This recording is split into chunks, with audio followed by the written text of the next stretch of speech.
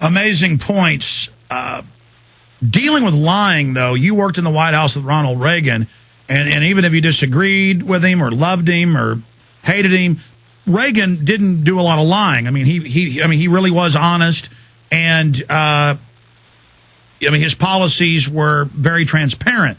In fact, there wasn't any lying, as much I can tell, which is universes away from Clinton. Bush certainly did some deceptive things, but Obama, I mean, you've been around presidents, you've been an ambassador, you've been in these campaigns.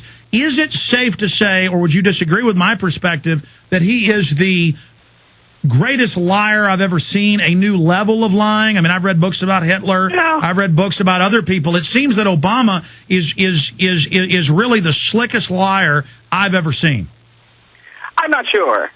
I think part of the reason he appears so right now is because the mass of the American people kind of aren't used to having to assume that the person they're dealing with is, how can I put it, not just lying. They are constructing a fiction and intending that fiction to manipulate you.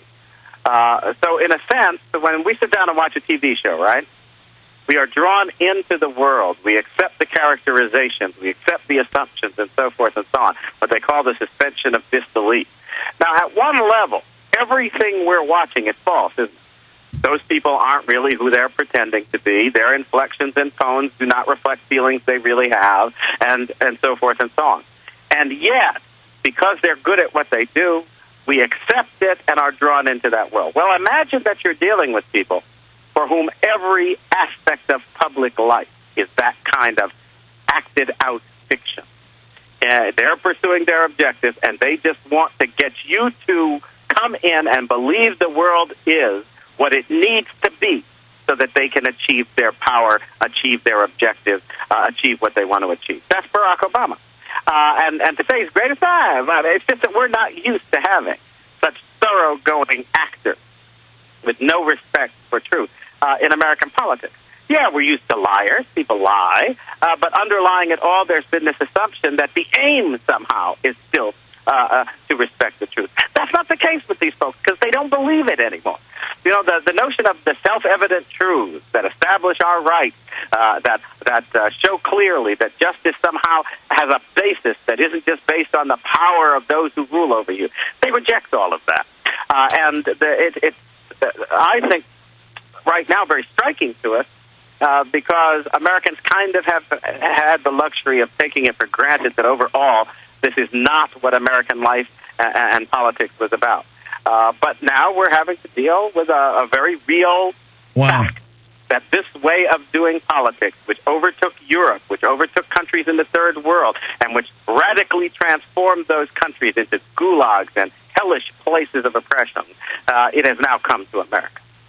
Wow. You know what? I rarely have epiphanies these days from guests. I mean, I get a lot of good points, a lot of good ideas, but you just actually shifted my perspective. I mean, I know it's a matrix. I know it's a facade, a Wizard of Oz lie, but the way you just explained it, you're right. It's that the mainstream media and the system is playing to his tune with such choreographed precision that it creates a whole Disneyland of lies. So it's not just Bill Clinton saying I didn't have sex with that woman or lying about, corruption. It's that the whole thing's a lie. Well, exactly. They are creating, as it were, a perceived reality that serves their purposes.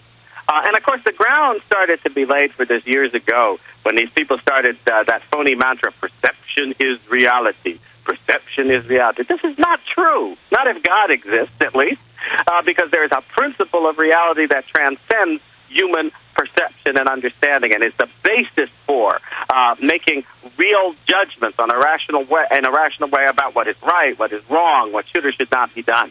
They reject that notion of having such a basis for morality, and the only standard they claim is a scientific one. But of course, remember, science cannot tell us anything about what is right and what is wrong, what is just, what is unjust. Science can't address that in any way. Sir, we've got limited time. We've got about 12 minutes left, and I'm even going to skip this network break so we have this time with you because I've got several other questions I want to get to and certainly have you back up in the near future. Very honored to have Ambassador Alan Keyes on with us today. very thought-provoking.